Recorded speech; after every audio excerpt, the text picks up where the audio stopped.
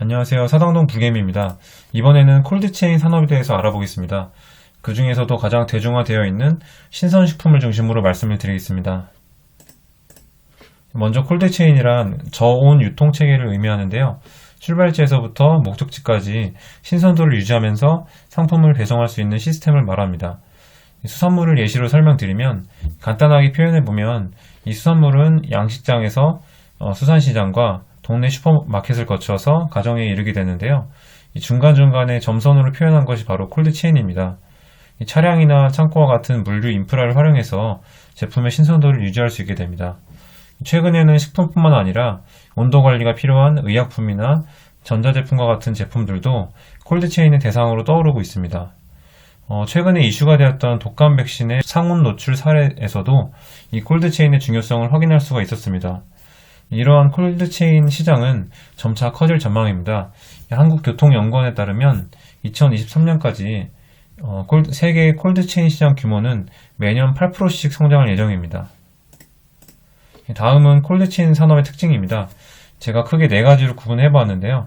이 4가지 키워드를 통해서 콜드체인과 관련된 주식을 잠시 후에 말씀드려 보겠습니다. 먼저 상품 기획, 즉 MD입니다. 콜드체인의 대표 품목인 이 신선 품목은 소비자들이 가격보다 품질을 더 중요시하는 경향이 있습니다. 이 이유에 대해서는 먼저 신선식품의 소비자들이 소비 여력이 어느 정도 있기 때문이라고 유추해 볼 수 있겠고요. 또 공산품과 달리 신선식품은 품질이 표준화되어 있지 않아서 제품이 만족스러울 경우에 가격이 다소 높더라도 재구매하는 경향이 있기 때문입니다. 그래서 신선식품은 상품 선정이나 관리와 같은 상품 기획력, 즉 MD가 요구되고요. 이 두 번째 특징으로는 오프라인보다는 온라인 구매가 점차 많아지고 있습니다. 그래서 이제 기존의 대형 쇼핑몰 형태보다는 온라인 배송을 위한 창고와 보관용 냉장 시설을 구비하는 것이 이 유통업계의 트렌드입니다. 세 번째로는 최근에는 1인 가구와 같이 가구 수가 증가해서 소량 구매가 일반화되었습니다. 이로 인해서 상품을 먹을 수 있는 만큼만 작게 포장해서 판매하는 경우가 많아졌고요. 마지막으로는 신선식품의 특성상 빠른 배송은 물론이고 더 나아가서 소비자가 원하는 시간에 상시적으로 배송되는 모습을 보이고 있습니다. 따라서 배송 횟수 자체가 증가하게 되었습니다. 네, 이렇게 콜드체인 산업의 정의와 특징에 대해서 간단히 알아봤는데요. 이 4가지 키워드 중에서 제가 생각하는 핵심 포인트는 바로 이 창고와 냉장 시설입니다. 이어서 그 이유에 대해서 설명을 드리겠습니다. 이 콜드체인 산업은 도심에 근접한 물류 창고가 핵심입니다. 신선한 식품을 빠른 시간 내에 최소한의 비용으로 배송하는 것이 가장 큰 경쟁력이기 때문입니다. 따라서 도심 내에 있는 기존의 오프라인 판매 점포를 온라인 물류 창고로 전환할 수 있다면 이 콜드체인 산업에서 강점을 가질 수 있을 것으로 보이고요. 국내 대형마트 3사 중에서는 이마트가 가장 점포수가 많기 때문에 주목할 만하다고 할 수 있겠습니다. 그리고 이렇게 창고를 구축한 이후에 창고 공간에 여유가 생긴다면 다른 기업의 물류를 대행하는 이 3자 분류 사업을 부가 사업으로 추진이 가능하기 때문에 사업의 리스크를 덜어낼 수 있다고 보이고요.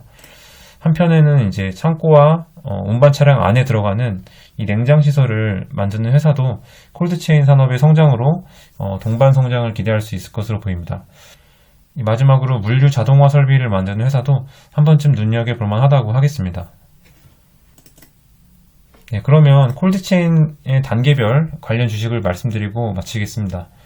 이 상품 기획 단계인 MD에서는 산지 직거래를 통해서 원가 절감과 품질 향상을 보여주고 있는 이마트가 대표적이고요.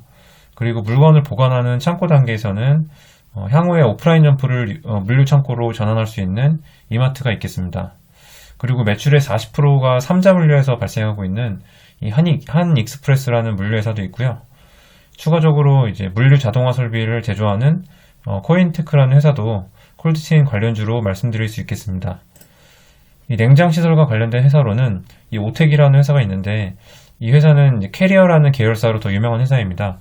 이 주요 제품으로 에어컨과 저온 창고 그리고 쇼케이스와 같은 제품을 생산하고 있고요. 이 회사는 산지에서 가정까지 이어지는 일련의 콜드체인 시스템을 구축한 국내 유일의 설비 제조사입니다. 한편 포장지 같은 경우에는 몰판지와 백판지 업계에서 각각 1위를 기록하고 있는 태림포장과 한솔제지도 영향을 받을 것으로 보이고요.